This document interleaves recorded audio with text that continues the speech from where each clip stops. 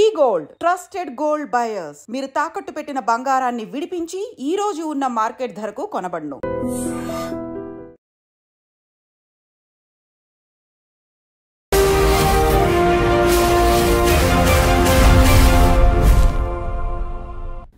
నమస్తే, welcome to I dream social spotlight with Kavitha. America అధ్యక్షుడు అయిన ట్రంప్ వచ్చిన తర్వాత భారతీయ విద్యార్థులకి కష్టాలు పెరిగాయా? రోజుకొక ఆంక్షతో వాళ్ళు తిరిగి రాక తప్పని పరిస్థితి ఏర్పడిందా? యాక్చువల్గా భారతీయ విద్యార్థులు అక్కడ ఎదుర్కొంటున్నటువంటి కష్టాలేంటి? అక్కడ న్యాయ సహాయం ఎలా పొందొచ్చు? ఎందుకని ట్రంప్ వారి మీద ఆంక్షలు విధించాడు? బోల్డ్ అని క్వశ్చన్స్ ఉన్నాయి, క్లారిఫికేషన్స్ కూడా అవసరం. మనతో పాటుగా ఉన్నారు ప్రముఖ అంతర్జాతీయ న్యాయవాది డాక్టర్ కావేటి శ్రీనివాస్ గారు. సార్ నమస్తే. నమస్కారం. ఎలా ఉన్నారు మీరు? బ్రిలియంట్. ఎలా ఉంది America? America is good, but కష్టాలు మన వాళ్ళకి. అమెరికాలో తెలుగు స్టూడెంట్స్ కష్టాలు ఏంటి సార్? యాక్చువల్గా బోల్డ్ అన్ని అనుమానాలు ఉన్నాయి, అందులో భయం అనేది ఎక్కువ ఉంది, ఆందోళన ఎక్కువ ఉంది. మా పిల్లలు వచ్చేస్తారేమో అనేటువంటి అసహనం, ఆతృత ఇవన్నీ మిక్స్డ్ కనిపిస్తున్నాయి. బట్ క్లారిఫికేషన్స్ అనేవి ఉండట్లేదు. ఏంటి, మీరేం చెప్తారు అసలు? ఫస్ట్ ఆఫ్ ఆల్ అమ్మ, మన స్టూడెంట్స్ ఎవరైతే అమెరికాలో ఉన్నారో, ఇది మీ వ్యూవర్స్కి తెలవాల్సింది ఏంటంటే, స్టూడెంట్స్ అక్కడ F1కు చదువుకోవడానికి వస్తారు. ఇక్కడ కన్సల్టెంట్స్, ఇమిగ్రేషన్ కన్సల్టెంట్స్ ఏమంటారంటే, మీరు ఒక సెమిస్టర్ ఫీజు కట్టండి, మిగతా సెమిస్టర్ ఫీజులు అక్కడ ఉద్యోగం చేసుకొని కట్టొచ్చు అంటారు. ఫస్ట్ ఆఫ్ ఆల్ మనకు తెలవాల్సింది ఏంటంటే, వాళ్ళకు ఉద్యోగం చేసుకునే అర్హత ఉందా? ఓన్లీ యూనివర్సిటీలోనే వర్క్ చేసుకునే అర్హత, అది యుఎస్లో. మరి కెనడాలో, ఇంగ్లాండ్లో, ఆస్ట్రేలియాలో వాళ్ళు క్యాంపస్ బయట పనిచేసుకునే అర్హత ఉంది 20 hours. మరి యుఎస్లో అర్హత లేదు, బయట పనిచేయడానికి లేదు.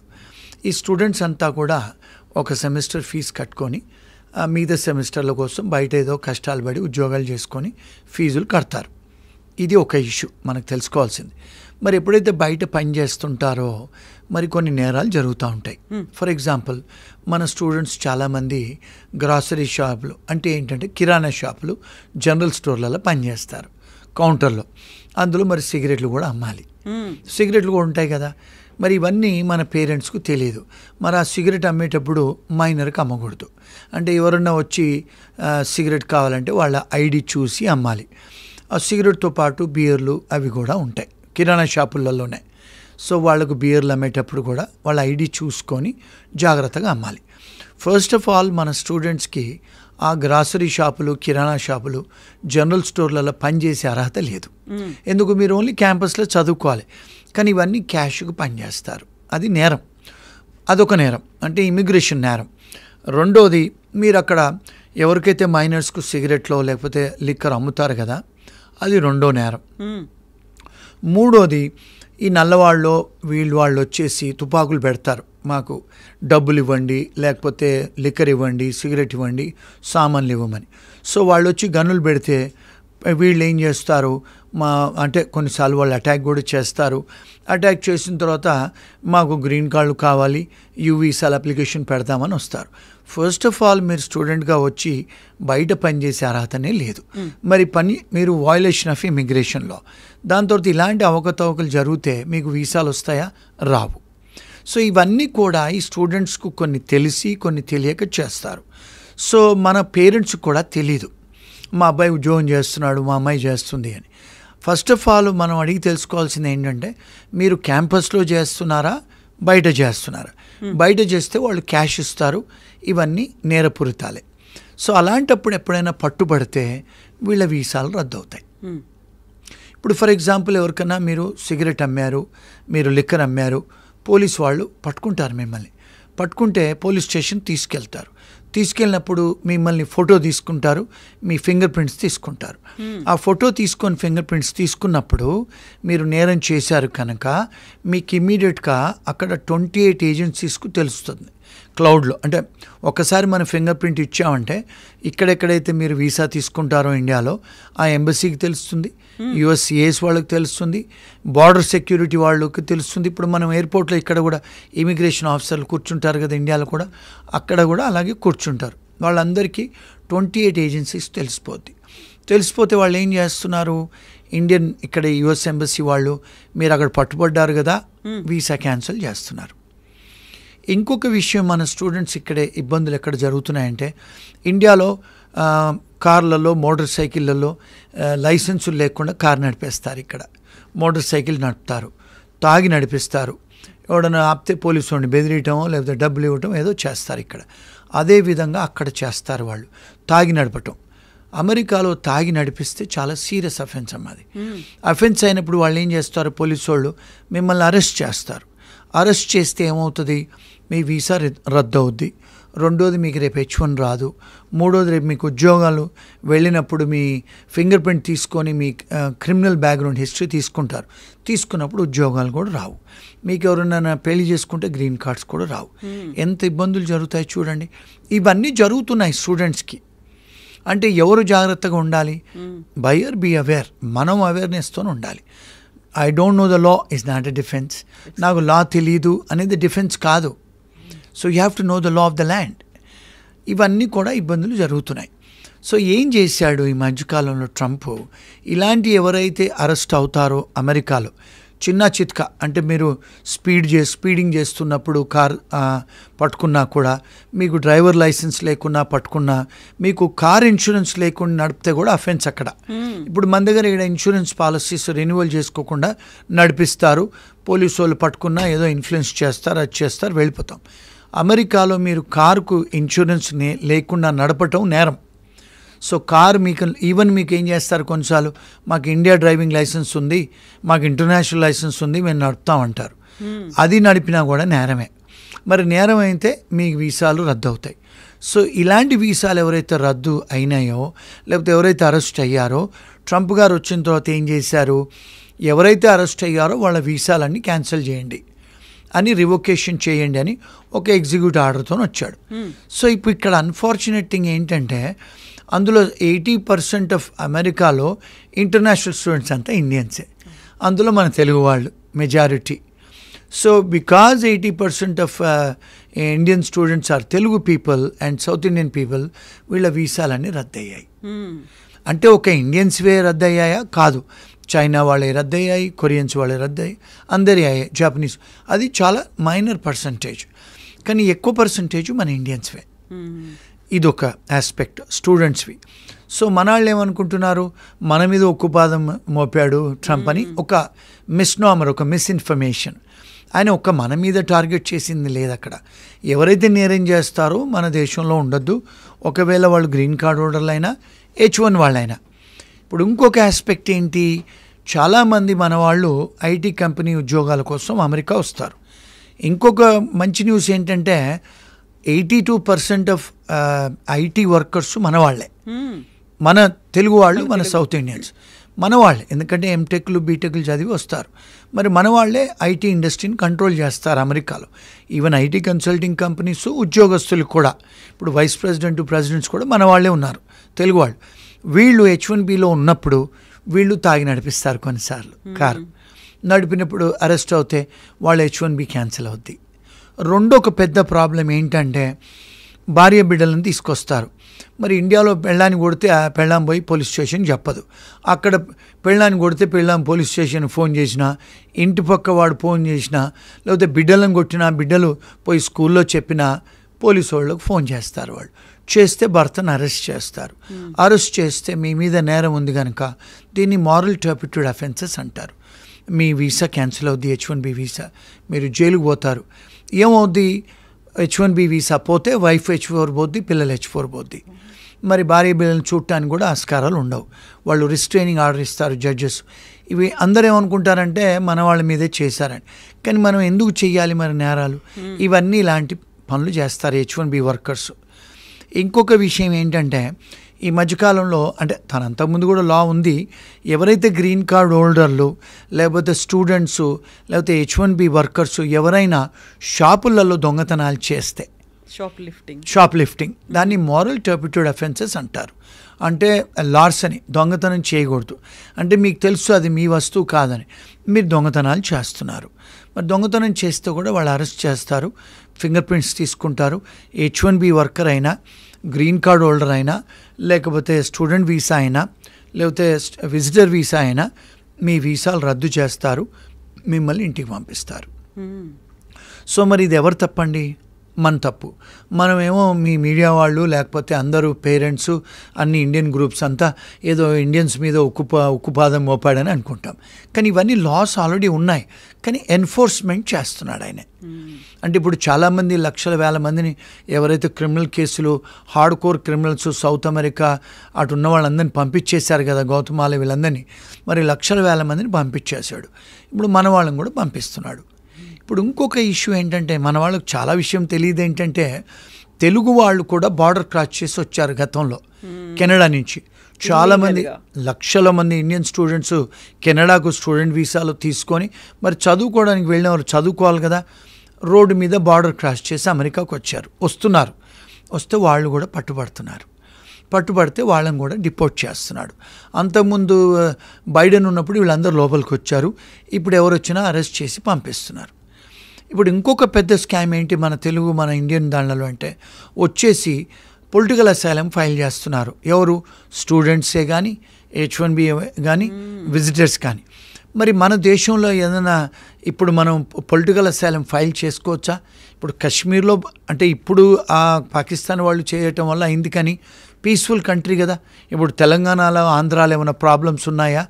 మరి అంతకుముందు అంటే పంజాబ్లో ఉండే ప్రాబ్లమ్స్ ఉండేవి, కొన్ని స్టేట్స్లలో ప్రాబ్లమ్స్ ఉన్నాయి, వాళ్లకు ఇక్కడ పొలిటికల్ ప్రాబ్లమ్స్ ఉన్నాయి కనుక అప్లికేషన్ పెట్టారు.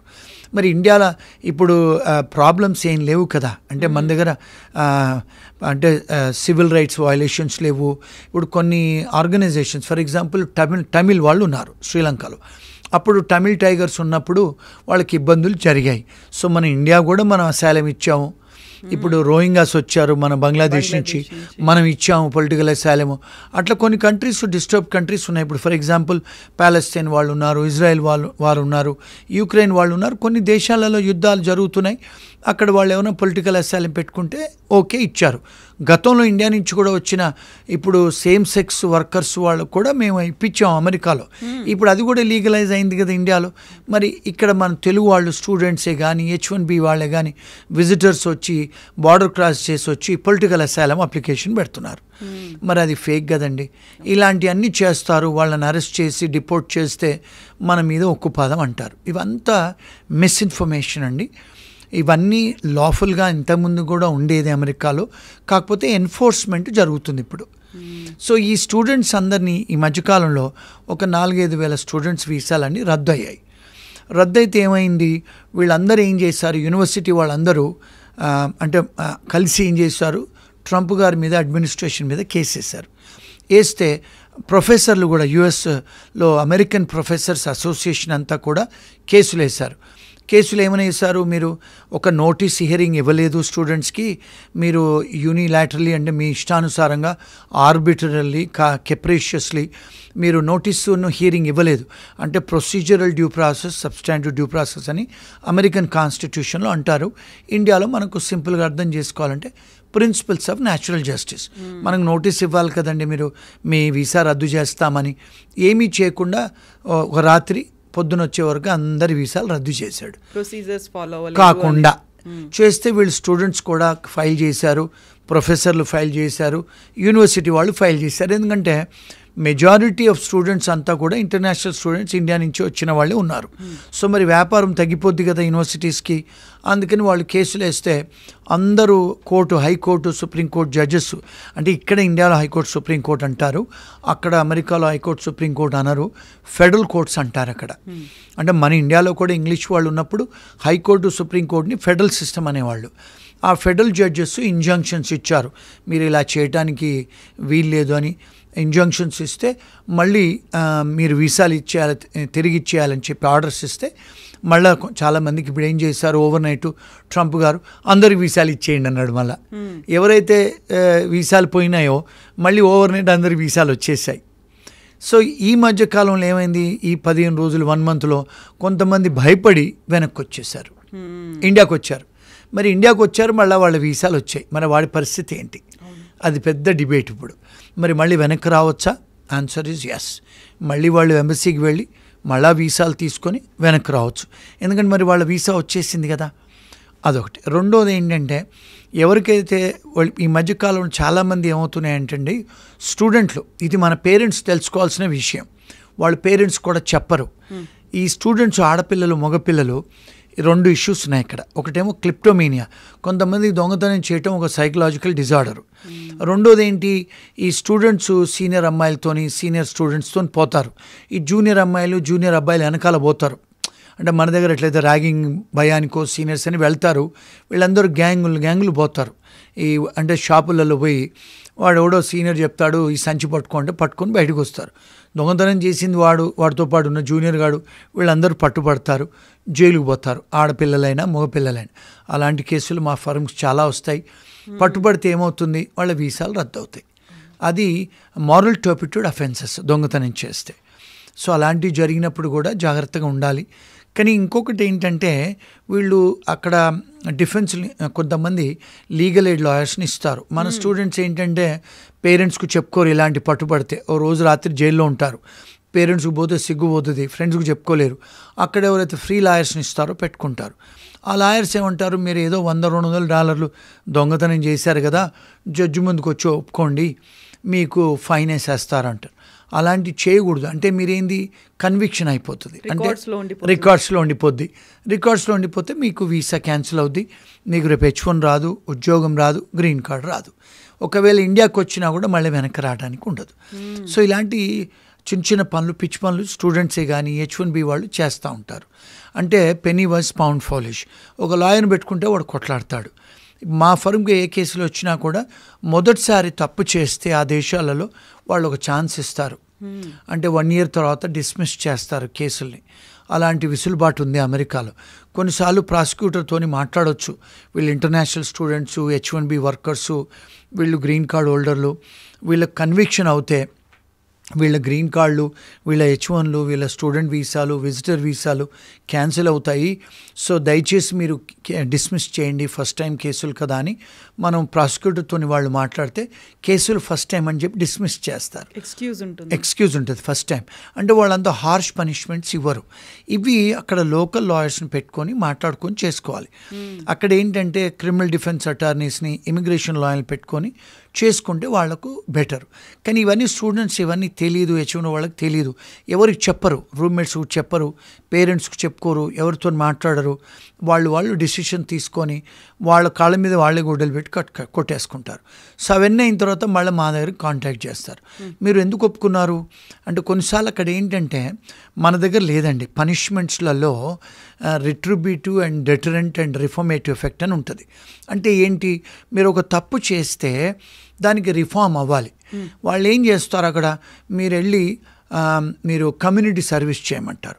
కమ్యూనిటీ సర్వీస్ అంటే మన వాళ్ళు ఏమనుకుంటారంటే గార్డెన్, ఏదో పబ్లిక్ పార్కులు క్లీన్ చేయటం, బాత్రూమ్లు క్లీన్ చేయటం, రోడ్డు ఊడవటం అని అనుకుంటారు. కానీ అది కన్విక్షన్. అది అంటే మీరు రిఫార్మ్ అవుతారు. ఆ బాత్రూమ్లు కడిగేటప్పుడు, లేకపోతే పబ్లిక్ పార్కులు క్లీన్ చేసేటప్పుడు, అరే నేను తప్పు చేశానని మనం ఫీల్ అవుతాం కదా. అంటే you are reforming yourself, your saying what is that I have done అని.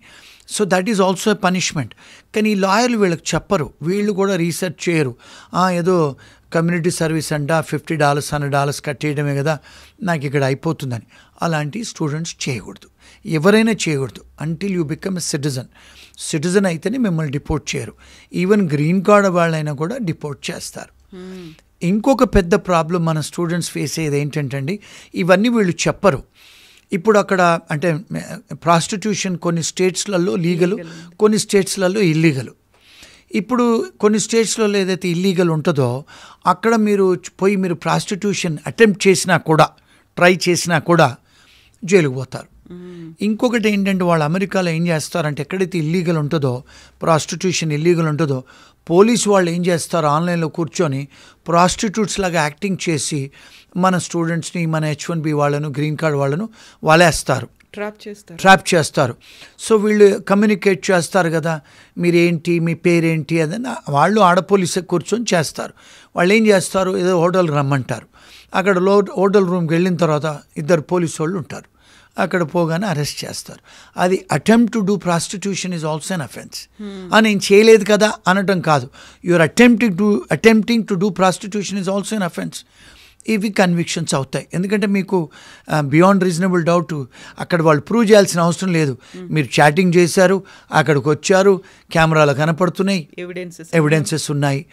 సో ఇలాంటివి కూడా కన్విక్షన్స్. మన వాళ్ళు ఏం చేస్తారు, మన పేరెంట్స్కో, ఫ్రెండ్స్కో, రూమ్మేట్స్కో, చుట్టాలకు చెప్తే సిగ్గుబోద్ది కదా, వాళ్ళు ఒప్పేసుకుంటే వాళ్ళ వీసాలు రద్దు అవుతాయి.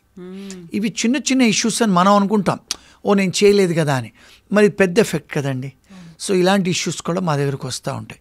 ఇంకొక లాస్ట్ ఇష్యూ, వీళ్ళు ఏం చేస్తారంటే స్టూడెంట్స్ కూర్చొని తాగుతారండి. అమ్మాయిలు కూడా ఈ మధ్య తాగుతున్నారు. తాగుకొని అపార్ట్మెంట్లో గొడవలు పెట్టుకుంటారు. ఇండియాలో కొట్టుకుంటారు కదా, అట్లా కొట్టుకుంటే ఇంటి పక్కోడో లేకపోతే ఎవరో అమ్మాయి ఫోన్ చేస్తే అందరూ అరెస్ట్ అవుతే అది కూడా సీరియస్ అఫెన్సే. కొట్టుకోవటం కూడా అఫెన్సే, తిట్టుకోవటం అఫెన్సే, తాగి గొడవ వస్తే పక్కింటోడు ఫోన్ చేసినా కూడా అదే అఫెన్సే.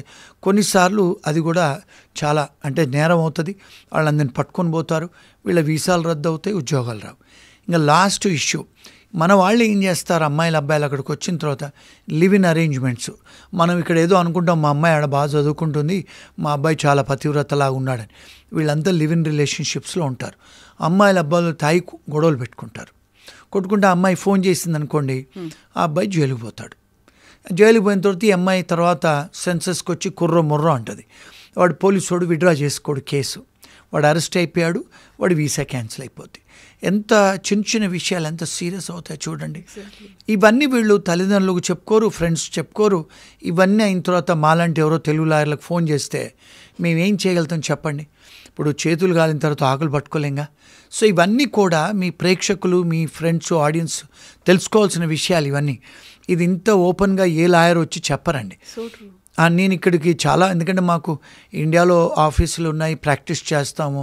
ఆస్ట్రేలియాలో కూడా మా లా ఆఫీసులు ఉన్నాయి, యూకేలో కూడా మాకు అడ్వకేట్ ఆఫీసులు, యూఎస్లో, కెనడాలో ఉన్నాయి. కనుక మాకు అందరూ కూడా కాంటాక్ట్ చేస్తారు. తెలుగు వాళ్ళు మాట్లాడతాను, నేను చెప్తాను, ఇవన్నీ చేస్తూ ఉంటారు. ఇవన్నీ చాలా కష్టం కదండి. Once you are arrested and once your visa is terminated, మీకు ఉద్యోగాలు కూడా రావండి ముందు. ఎందుకంటే వాళ్ళు మీ బ్యాక్గ్రౌండ్ చెక్ చేస్తారు ఉద్యోగం ఇచ్చేటప్పుడు, అది అందులో వచ్చేస్తుంది. అది ఎప్పటి వరకు ఉంటుందో ఒక్కసారి మీ ఫింగర్ ప్రింట్ తీసుకుంటే 20 సంవత్సరాలు ఉంటుంది. మరి 20 సంవత్సరాల వరకు మీకు అది క్లియరెన్స్ చేసుకోవచ్చా? ఒక్కసారి ఫింగర్ ప్రింట్ క్లియరెన్స్ అవ్వదు. మీకు కెనడా కూడా వీసా రాదు, యూకేకి వీసా రాదు, ఆస్ట్రేలియా వీసా రాదు. ఎందుకు? వీళ్ళు ఏం చేశారంటే యూఎస్ఏ వాళ్ళు ఈ 5 దేశాలతోనూ ఒక అగ్రిమెంట్ చేసుకున్నారు. అంటే షేరింగ్ ఆఫ్ ఇన్ఫర్మేషన్. వీళ్ళందరూ ఆ ఇన్ఫర్మేషన్ షేర్ చేసుకున్నారు కనుక మీరు ఏ దేశాలకు పోయినా వాళ్ళకి తెలిసిపోద్ది. అంటే మనం ఏదో అమెరికాలో చేసి వచ్చాము, నేను కెనడాకి వెళ్తాను, యూకేకి వెళ్తాను, ఆస్ట్రేలియాకి వెళ్తాను, న్యూజిలాండ్కి వెళ్తానంటే మీకు రావు వీసాలు. సో జాగ్రత్త పడాలి. చిన్న తప్పుకు పెద్ద పనిష్మెంట్స్.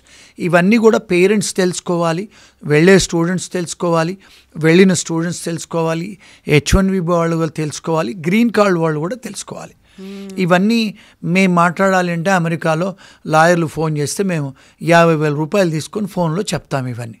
సో ఇవన్నీ కూడా మీ మీ ఆఫీస్కి వచ్చి, ఐ డ్రీమ్స్కి వచ్చి మీ ప్రేక్షకులకు ఫ్రీగా చెప్తున్నాము. సో వీళ్ళందరూ కూడా చూడాలి, ఇవన్నీ వైరల్ చేయండి, అందరూ షేర్ చేసుకోండి ఇన్ఫర్మేషను. ఇలాంటి ఇంకా చాలా ఇన్ఫర్మేషన్ ఇస్తాం.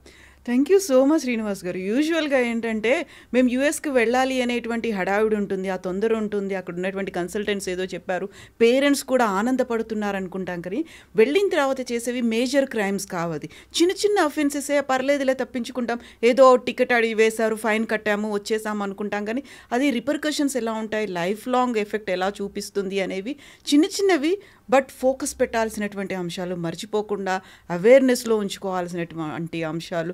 Thank you so much Srinivas గారు, ఇంత మంచి ఇన్ఫర్మేషన్ ఇచ్చినందుకు. Thank you.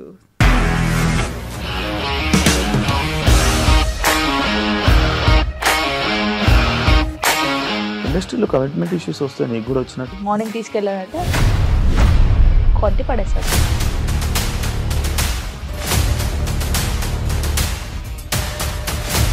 వాళ్ళు కూడా చూడలేదు ఈ సినిమా అని చెప్పడానికి కూడా చాలా ధైర్యం కావాలి. అది నిజం కదా, దాంట్లో ధైర్యం ఏంటి? ఇది నెక్స్ట్ డే ప్లేట్ మార్చేస్తే తప్పు కదా. As of now we are comfortable this అని నేను అనుకుంటున్నాను. రష్మిక గారిది మీది ఒకే ఊరంట కదా? నీకు కోపం వచ్చిందంటే బాగా తిట్టేత్తరా? తిట్టేద్దామండి. నిజంగా గేమ్ ని ఎలా చేంజ్ చేయగలిగారు? ఏపీఎస్ఎఫ్సి వాళ్ళకి 6 నెలల్లో నేను 6 లక్షలు కట్టా. బిజినెస్ చేయాలనుకుంటే it is as difficult as riding a tiger.